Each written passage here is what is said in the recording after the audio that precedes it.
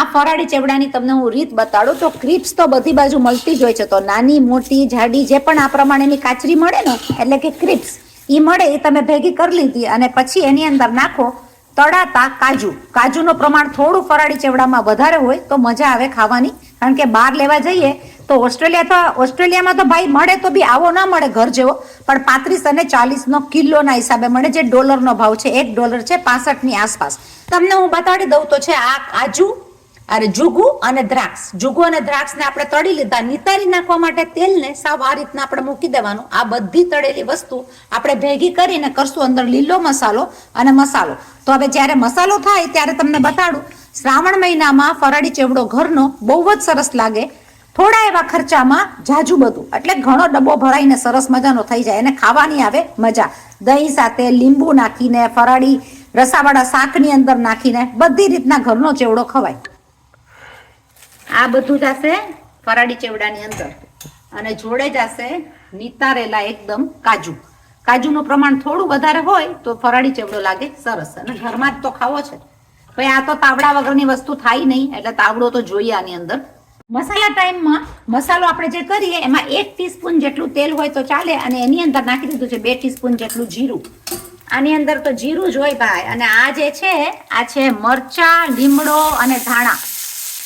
મરચા, લીમડો, ધાણાનો વઘાર. એનો વઘાર જો સરખો હશે તો એકદમ જ સરસ થશે. તો લીમડો હોય એને પણ કાપી નાખવાનો, અને એનો આખો વઘાર, એટલે કે એને સાવ ડ્રાય થઈ જવા દેવાના, સાવ કોરા થઈ જવા જોઈએ, લીલા રહેવા જોઈએ નહીં. આ પ્રમાણેના નહીં, એકદમ કોરા થઈ જશે તો ફરાળી ચેવડો તમારો બહુ જ સરસ રહેશે, કારણ કે લીલો હોય તો ચેવડો હવાઈ જાય. જોયું? હવે આપણે આ થાય છે આને તો વાર લાગશે 5 થી 7 મિનિટ ડ્રાય થતા, એટલે કે સૂકા થઈ જતા. એ મસાલાની અંદર જરાક એવું જ હું નિમક નાખીશ, કારણ કે કાચરીની અંદર ઓલરેડી નિમક છે. મરીનો ભૂકો. આ જશે મરીનો ભૂકો. તમારા ઘરમાં કેવી તીખાસ ખવાય, જો ધોળી મરચાની ભૂકી નાખવી હોય તો તમે નાખી શકો. આ છે આખો પાખો ખાંડેલો ઘરનો જીરુંનો ભૂકો. નાખી દેશું દળેલી ખાંડ. દળેલી ખાંડનો સ્વાદ થોડો સારો જ આવે, કારણ કે મરી અને ખાંડમાં બેલેન્સ થઈ જાય એ પ્રમાણે આપણે નાખશું. હવે આ ડ્રાય થઈ જશે એટલે એ જશે એની અંદર. સિક્રેટ ઇન્ગ્રેડિયન્ટ છે એનો કલર સરસ મજાનો લાવવા માટેનો થોડી એવી હળદર. એનાથી ને કલર એકદમ જ સરસ આવશે, આખો કલર બદલાઈ જશે ચેવડાનો. તમારે ફરાળમાં લેવો હોય તો તમે હળદર ખાતા હોય તો લઈ શકો, હળદર ના ખાતા હોય તો ના લઈ શકો. તો હળદર નહીં નાખવાની, મરજી તમારી, જે પ્રમાણે. આ તો બધામાં ખવાશે એટલે એ મૂક્યું છે આમાં. ઓકે, હા, એટલે તમે જોઈ લો. અને આને પછી બધું મિક્સ કરી નાખશું લીમડાનો વઘાર કરીને. થઈ ગયો ને ચેવડો રેડી બનાવેલો. થોડાકમાંથી તમે થોડી એવી કાચરી હોય એક ડબ્બો ભરીને ફરાળી ચેવડો ઘરમાં એટલો સરસ થાય છે કે ઘરમાં બનાવજો. અને મારી રેસીપીમાં છે ઓસ્ટ્રેલિયા બીના મોદીમાં.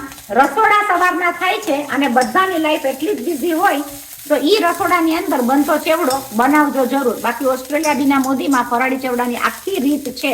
તો લાઈક કરજો, શેર કરજો, સબસ્ક્રાઇબ કરજો. ચાલો મહિલા પાછા આપણે જલ્દીથી. અમારા આરવને બી ચેવડો ભાવે ને? આરવ એને બી ચેવડો ભાવે. જોયું? એટલો સાવ ડ્રાય થઈ જવો જોઈએ અને પછી થઈ જશે બધું મિક્સ. થઈ ગયો ફરાળી ચેવડો. ઝટપટ વાળી રેસીપી કહીએ, મમ્મીની, દાદીની, બધી જે કહીએ ને ઓસ્ટ્રેલિયાની નાની માની બધી રેસીપી આની અંદર આવી જાય. તો ઝટપટ વાળી ઓસ્ટ્રેલિયાની ગુજરાતી ફેમિલીની આ રેસીપી તમે લોકો જોજો. અને બધી આ ફરાળી ચેવડો જો કેવો સરસ મજાનો થઈ ગયો. 10 થી 15 મિનિટની આ રેસીપી છે, પણ ફરાળી ચેવડો થઈ જાય એકદમ જ સરસ. કલરમાં લાગે એવો ફાઇન કે ખાવાનું મન થઈ જાય, અને લાગે કે હોટલથી પણ ચડ્યા હતો, કારણ કે બનેલો છે ઘરનો. તો આ બધી નાની નાની રેસીપી જે ઝટપટવાળી હોય ને એ તરત જોજો, અને બનાવવાનું મન થાય તો અંદર મસાલા છે તો બનાવી નાખજો.